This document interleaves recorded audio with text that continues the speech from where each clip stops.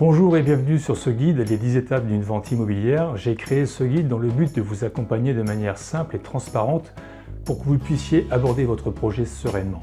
Pour faire vite, j'ai souhaité partager un maximum d'informations, de conseils parce que le métier de conseiller immobilier a changé et ce qu'attendent aujourd'hui les vendeurs mais aussi les acquéreurs, c'est de la transparence et de l'écoute. J'exerce ma passion depuis 2012 et ma mission est vraiment de partager avec vous une expérience immobilière respectueuse de vos émotions tout en ayant un véritable guide de transition de vie, sans intrusion, sans pression et sans harcèlement. Pour moi, professionnel de l'immobilier, ce n'est plus réaliser une estimation, faire de belles photos et commercialiser le bien. Un tas d'outils, d'applications, de portails immobiliers vous permettent aujourd'hui de réaliser tout ce travail tout seul.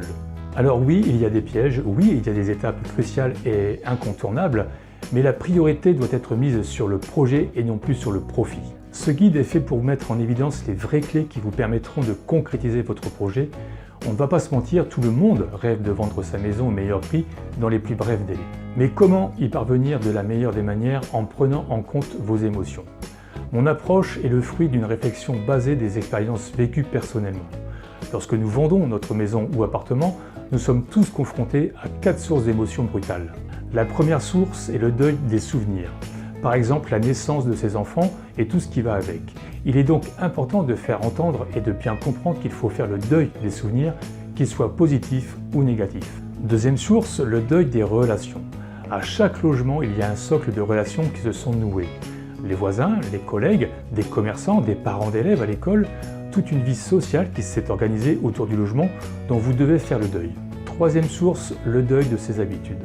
L'être humain a peur du changement par nature, alors changer brutalement d'habitude déstabilise énormément. Quatrième et enfin dernière source, le deuil financier, puisque comme beaucoup de vendeurs qui espèrent vendre, c'est de toutes nos économies qu'il s'agit, mais pour autant le prix d'achat, plus les frais de notaire, plus les travaux, plus, bref, ça ne se passe pas toujours comme on le souhaite parce qu'il y a une réalité et bien souvent un prêt immobilier en cours qui nous angoisse. Il y a donc forcément un deuil financier à considérer.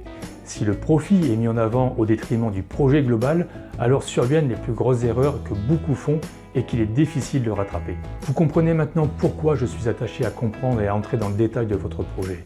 Vous devez vivre une expérience immobilière respectueuse de vos émotions. C'est la seule manière pour que vous viviez cette transition en sécurité et sérénité. En travaillant de cette manière, je défends mes intérêts, mais aussi les vôtres pour ne pas vous réfugier derrière des comportements naturels et humains qui sont la fuite, l'agressivité ou encore le mensonge et la manipulation qu'on retrouve souvent dans ce métier. Maintenant, entrons dans le détail de chacune des étapes.